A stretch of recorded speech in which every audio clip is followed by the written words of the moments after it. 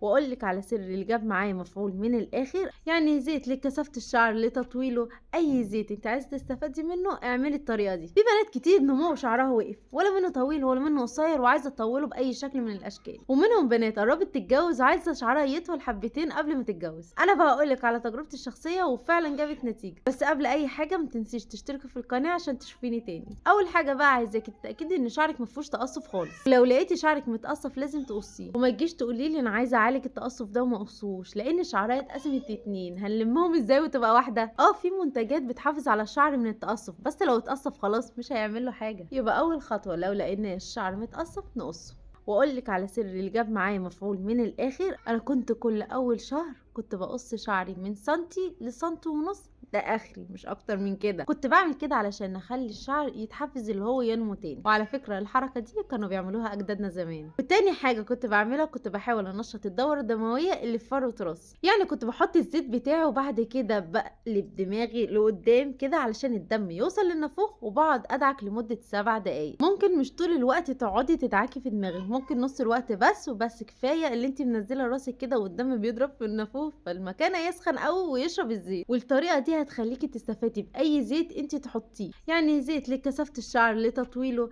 اي زيت انت عايزه تستفادي منه اعملي الطريقه دي. بس اهم حاجه لو انت مريض الضغط بلاش تعملي حركه الدماغ دي، كفايه عليك اللي انت تقصي كل شهر. وطبعا الفتره دي تهتمي بالغذاء كويس قوي علشان ده هيفرق معاكي جامد. يعني تاكلي جزر، تاكلي بيض، اي خضروات ورقيه زي الجرجير والمكسرات والسمسم، كل ده بيفيد الشعر. وكمان ثمره الافوكادو. وبس كده، ده نهايه الفيديو. متنسيش تشتركي في القناه علشان تشوفيني تاني وتكتبي لي كومنت حلو زي كده. سلام.